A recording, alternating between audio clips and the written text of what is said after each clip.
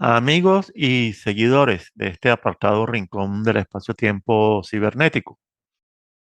El cafecito de hoy va a ser sobre un tema inquietante y por eso será un poco más largo de lo normal. Y, y el tema va a ser ¿por qué los estadounidenses están muriendo tan jóvenes? Algo realmente muy preocupante, porque no se supone que que es la primera nación del mundo, la más poderosa, la más avanzada, la mejor que jamás haya existido. Por lo tanto, no debería encabezar las estadísticas sobre expectativas de vida. Deberías estar siempre en el primer lugar, me imagino yo. Si no, ¿para qué es la primera nación del mundo? Pues resulta que no solo no lo hace, sino que lo hace cada vez peor. Después chillan cuando alguien habla de un imperio en caída libre. Bueno, comencemos. Hace unos días, buscando una información en mis archivos, me topé con un artículo que me había olvidado de leer. Es de la revista Time y es del 16 de mayo del año pasado. Esta revista, aunque sin duda alguna forma parte del sistema de medios mainstream, no hay duda, no puede haber duda de eso. Sin embargo, se destaca de vez en cuando por publicar artículos bastante serios, seriecitos, sobre asuntos de cierta importancia, sobre todo en el ámbito social o socioeconómico. Y este artículo que les voy a comentar casi, o más bien casi que leer libremente traducido al español, es una excelente demostración. Bueno, vayamos al grano. Por cierto, abajo en el texto encontrarán el link al original, como siempre. Y voy a comenzar mostrándoles este gráfico que proviene del mismo artículo. Si se fijan, en cuanto a la esperanza de vida, este es un gráfico sobre esperanza de vida. Si se fijan, los Estados Unidos desde 1980 siempre ha estado a la saga con respecto a otros países de altos ingresos per cápita, que ostentan un valor promedio de esperanza de vida de 82,5 años. Y los Estados Unidos no solo se muestran siempre a la saga, sino que la curva comienza a experimentar una disminución paulatina en la tasa de crecimiento a partir del 2011, que de todos modos alcanza su pico máximo en 2019 para después desplomarse drásticamente en 2020 y volverá a hacerlo en 2021. Al final estamos hablando de 5 años menos que el promedio de los países ricos, es decir, 77,2 años. Desde luego, lo que estamos viendo fue sobre todo a causa de la pandemia, que sin duda alguna influyó mucho. Pero lamentablemente esa no es toda la historia, pues durante ese mismo periodo, 8, 8 de las 10 principales causas de muerte también aumentaron, incluyendo la mortalidad materna, infantil y adolescente. De hecho, en agosto de 2022, las autoridades sanitarias federales publicaron nuevos datos que mostraban que definitivamente los estadounidenses estaban muriendo más jóvenes.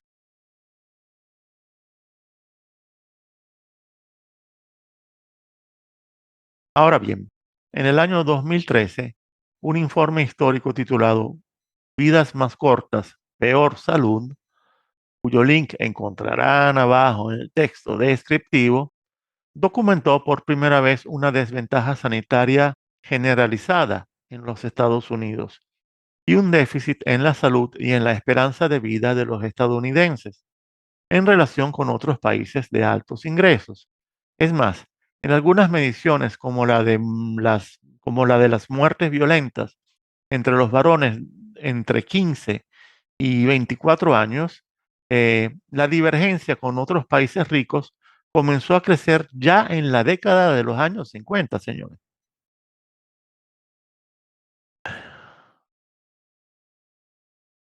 Ese informe demostró que los Estados Unidos tenían la esperanza de vida más baja entre los países más desarrollados del mundo, encendiendo todas las alarmas, alarmas que al parecer no fueron para nada atendidas. Y como muestra está el gráfico que ya vieron antes, el cual involucra a partir de 2011 a las administraciones de Barack Obama, la de Donald Trump, hasta llegar a la caída drástica ocurrida con Joe Biden.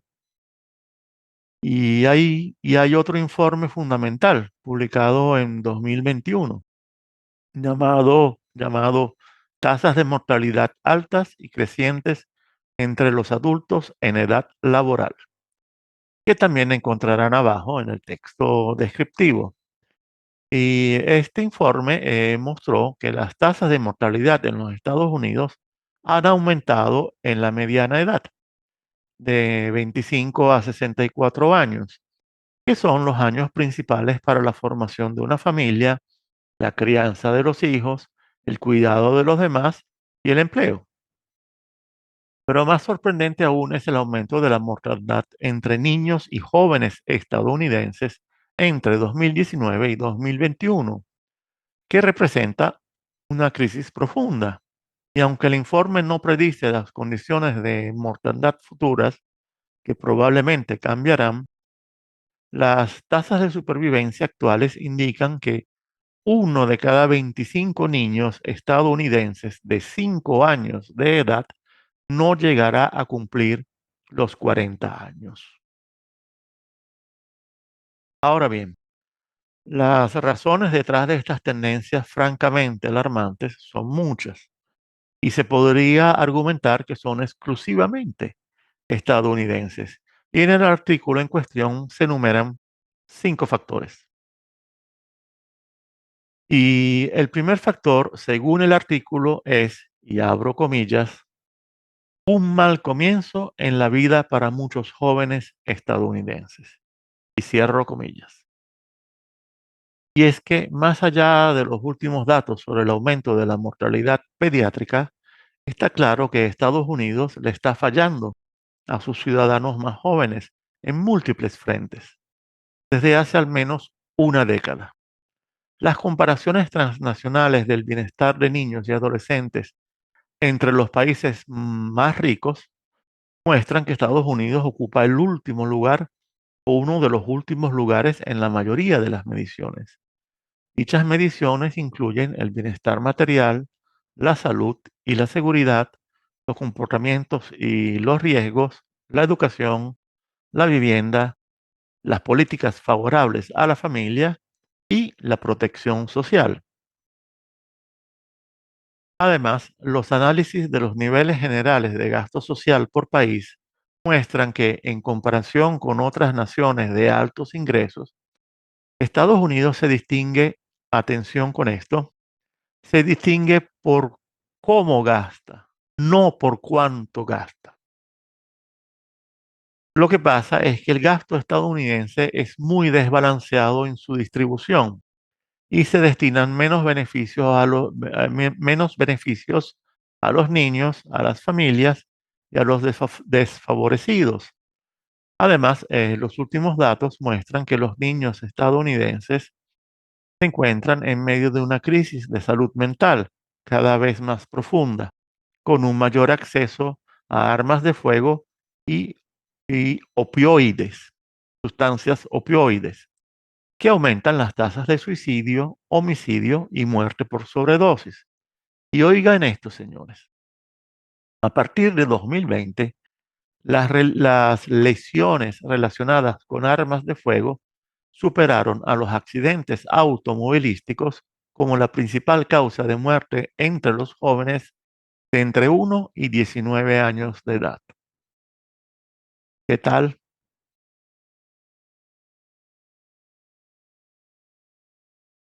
Factor número 2. Un sistema de salud disfuncional y costoso. Entre los muchos factores que influyen en la salud y la esperanza de vida está la atención médica.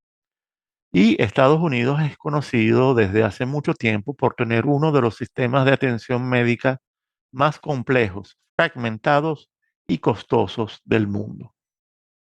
Para millones de estadounidenses, la atención médica de calidad, asequible y accesible está totalmente fuera de su alcance, o no está disponible en la práctica, o está desapareciendo debido a presiones políticas, como ese en el caso de la atención médica sexual y reproductiva. Y este último caso me parece algo realmente insólito. Bueno, el sistema de atención médica estadounidense, sus altos costos y sus malos resultados en materia de salud se pueden entender cuando se lo analiza desde la perspectiva de que es un negocio, ni más ni menos, donde el objetivo principal es la eficiencia, la productividad, la competitividad. En otras palabras, la optimización de los ingresos, de las ganancias y o el valor de las acciones, en lugar de la salud y el bienestar de la colectividad. Amigos, esto es liberalismo. Este es el Dios mercado. Esta es la nación que, como ninguna otra, le rinde culto a los ganadores y desprecia y abandona a los perdedores. Como dice la doctora Elizabeth Rosenthal, redactora jefe de la emisora KFF Noticias sobre Salud, al caracterizar al mercado médico estadounidense, esta doctora afirma que, y abro comillas, una vida de tratamiento es preferible a una cura. Y los precios aumentarán hasta donde el mercado lo permita. Cierro comillas. Por lo tanto, no debe sorprender entonces que el sistema de salud de los Estados Unidos sea uno de los factores que impulsan la mala salud y la baja esperanza de vida de los estadounidenses, muchos de los cuales no tienen seguro médico o tienen un seguro insuficiente o reciben un tratamiento médico deficiente o lo contrario, un tratamiento médico excesivo. Y por lo tanto, tampoco debe sorprender que tanta gente desconfíe del sistema y que otros estén ahogados en deudas médicas. Por último, los asombrosos 4,3 billones de dólares, que representan 12.914 dólares por persona, que se gastan anualmente en atención médica en los Estados Unidos, superan con creces el gasto en otros países del mundo, pero no rinden los resultados esperados, salvo en términos de producción económica y de dividendos financieros. Y de paso, este gasto tiene el problema de que desplaza a otras inversiones sociales que son importantes para el desarrollo, la protección y el florecimiento de la sociedad.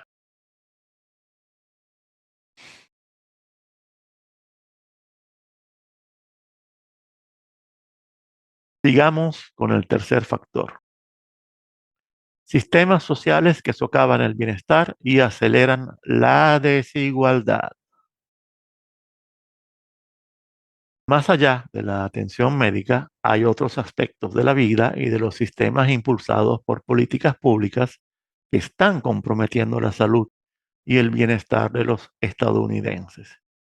En otras palabras, se reducen y se pierden vidas debido al enfoque de los Estados Unidos en materia de alimentación y nutrición, vivienda e infraestructura cívica, educación y capacitación, empleo y espíritu emprendedor, delincuencia y seguridad, desarrollo económico y comunitario, crédito y servicios financieros, protección social y redes de seguridad. Ah, y condiciones ambientales.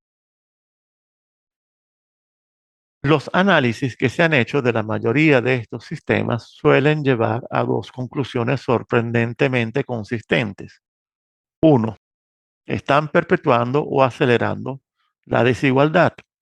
Y dos, están funcionando tal como se diseñaron, lo que significa que sus efectos aparentemente perversos son un resultado buscado, no son un defecto. Bueno, esto será una sorpresa para el redactor del artículo o para la revista Time, pero no puede ser una sorpresa para ninguno con dos dedos de frente que medio sepa que el liberalismo es lo que rige en la muy materialista, individualista, egoísta, narcisista y competitiva antisociedad agonista estadounidense. Estos sistemas reflejan tanto factores históricos como decisiones actuales de los responsables de las políticas públicas y los intereses predominantes del sector privado. La buena noticia es que otros países están tomando decisiones diferentes, lo que en teoría significa que Estados Unidos también podría hacerlo.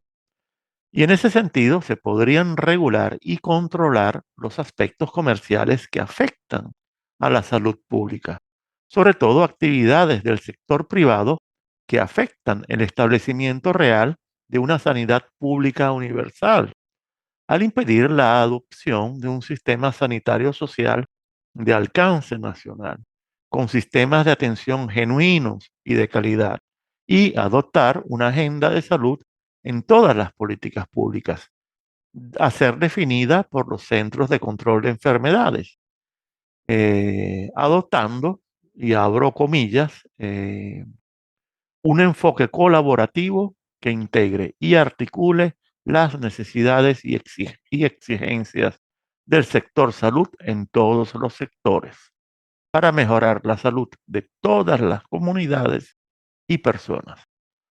Cierro comillas. Factor 4. Una respuesta política inadecuada a la creciente desigualdad y precariedad. La notable y creciente desventaja de los Estados Unidos en materia de salud y esperanza de vida es, en parte, un reflejo y a la vez un acelerador de la desigualdad y la precariedad económica de las clases medias y trabajadoras, para no hablar de los pobres y los que se quedan sin hogar, los homeless, un fenómeno creciente en los Estados Unidos que ya ha llegado a unos niveles realmente pavorosos. Y si no me creen, abajo puse un link a una playlist titulada USA Hoods, donde se relata este lado pavoroso de los Estados Unidos. No se la pierdan si quieren hacerse una idea más real y menos infantil de lo que es ese país. La desigualdad de ingresos y riqueza en los Estados Unidos es alta y ha aumentado sustancialmente en las últimas décadas y supera los niveles de otras democracias avanzadas. Algunos podrían argumentar que los altos niveles de desigualdad son aceptables mientras la oportunidad y la movilidad socioeconómica sigan siendo altas. Pero esa es la típica falacia liberal porque oportunidad y movilidad se han reducido drásticamente en los últimos 50 años. Sobre todo igualdad de oportunidades en igualdad de condiciones, que es lo que debería existir para garantizar la movilidad social. Pero eso se ha esfumado para siempre, si es que alguna vez existió algo así en los Estados Unidos. Y es así como hoy nos encontramos con la desgracia de que solo la mitad de los hijos ganan más de lo que ganan o ganaban sus padres, en comparación con el 90% de los hijos nacidos en la década de los 40. Igualmente importante es que los estadounidenses subestiman en gran medida los niveles reales de desigualdad de la riqueza, aunque de todos modos preferirían que la riqueza se distribuya de manera más equitativa. Ahora bien, las condiciones que producen estos altos niveles de desigualdad y las formas de mitigarlos o revertirlos son, por supuesto, cuestiones de políticas públicas de políticas fiscales y de transferencias de recursos más progresistas y más incluyentes, lo que no significa la conversión al socialismo de los Estados Unidos, como cierto cretinismo liberal se empeña en alertar sin tener idea del ridículo en el cual cae.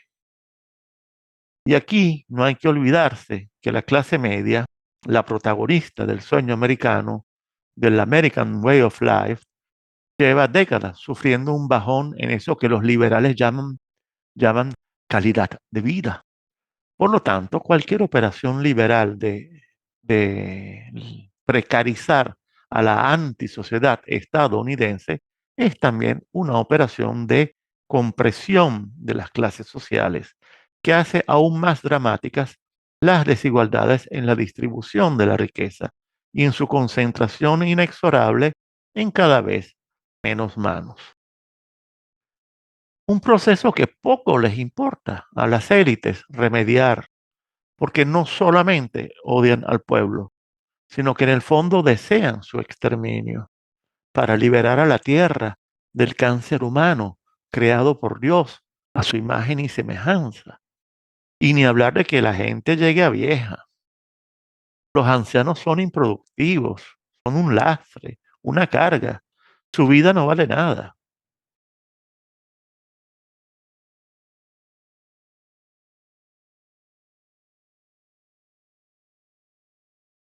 De todos modos, aquí no hace falta ser un científico social encumbrado para entender que una de las razones por las que otras naciones de altos ingresos superan a Estados Unidos en materia de salud y esperanza de vida es porque los recursos que destinan para la salud y el bienestar se distribuyen de manera más equitativa y tienen sistemas sanitarios nacionales reales, con asistencia y protección social y pensiones para la vejez, aunque en las últimas décadas las políticas liberales de la Unión Europea impuestas por los Estados Unidos a sus colonias se han encargado de encoger cada vez más estos beneficios, lamentablemente.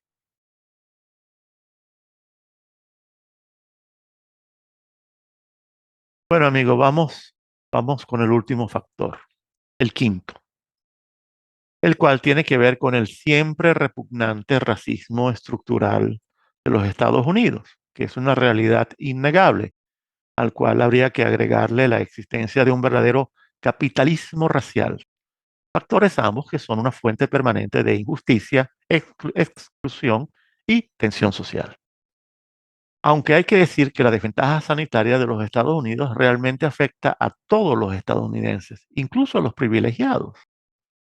Lo que pasa es que obviamente las comunidades más marginadas siempre han pagado un costo mucho mayor, muchísimo mayor, o simple y llanamente apenas han dispuesto de un servicio de asistencia básica. Los últimos datos sobre la esperanza de vida en los Estados Unidos por raza o etnia lo confirman y son un poderoso recordatorio de la influencia continua del racismo sistémico en el panorama estadounidense. Como lo explica la doctora Kamara Jones, expresidenta de la Asociación Estadounidense de Salud Pública, y abro comillas, el racismo es un sistema de estructuración de oportunidades y asignación de valor basado en la interpretación social de la apariencia, lo que llamamos raza, que perjudica injustamente a algunas personas y comunidades, favorece injustamente a otras e impide el ascenso colectivo de toda la sociedad mediante el desperdicio sistemático de recursos humanos. Cierro comillas.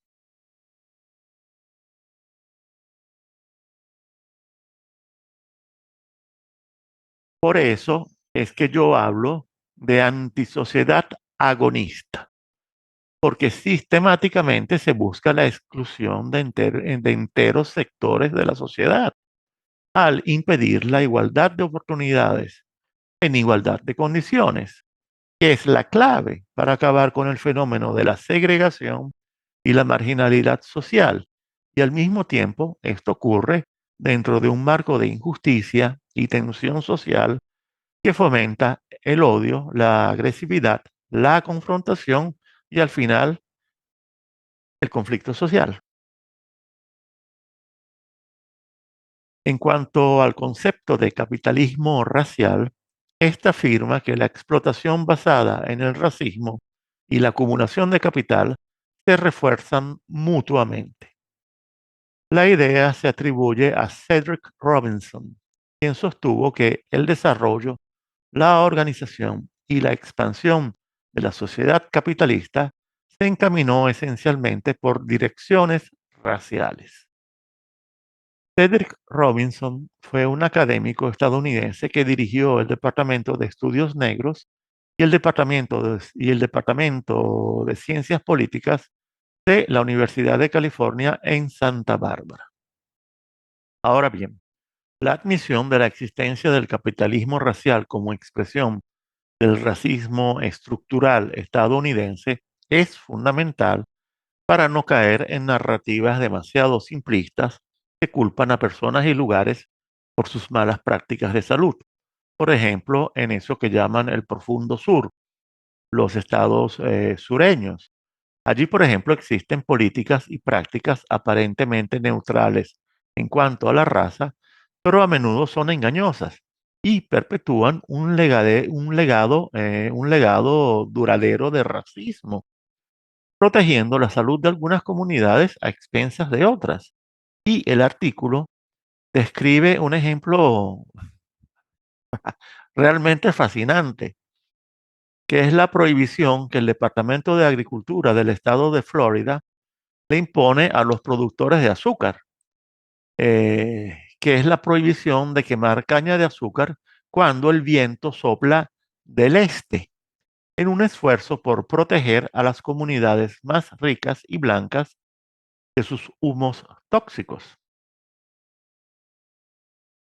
Extraordinario ejemplo, realmente extraordinario. Bueno, el artículo desde luego termina con una nota de optimismo y es allí donde Time vuelve a ser una revista mainstream, porque en lo particular este servidor piensa que el tiempo para evitar un estallido social en los Estados Unidos se venció hace ya unos años con la presidencia de Trump, que fue un verdadero chasco. Bueno, yo explico todo esto en una serie de videos titulada USA, Guerra y Reset, los últimos días de Prometeo, que consta de 7 videos donde se analiza la posibilidad de una guerra civil en los Estados Unidos, los diversos factores y escenarios y las diversas modalidades que podría adoptar. Abajo, en el texto descriptivo, puse el link del único capítulo que puede ser visto libremente, porque para ver los demás hay que suscribirse a Patreon o a Ko-fi, tal como lo indico siempre en el mismo texto descriptivo. Suscripción que cuesta $5 mensuales. Bueno, amigos, hasta aquí me trajo el río. Les agradezco como siempre la atención hasta el final y por favor cuídense y fortalezcan su conocimiento, su conciencia, su fe y su razón, con una disciplina diaria de plegarias, meditaciones y reflexiones. Y compártanlas con los suyos y con sus amigos. Y nos veremos pronto, muy pronto.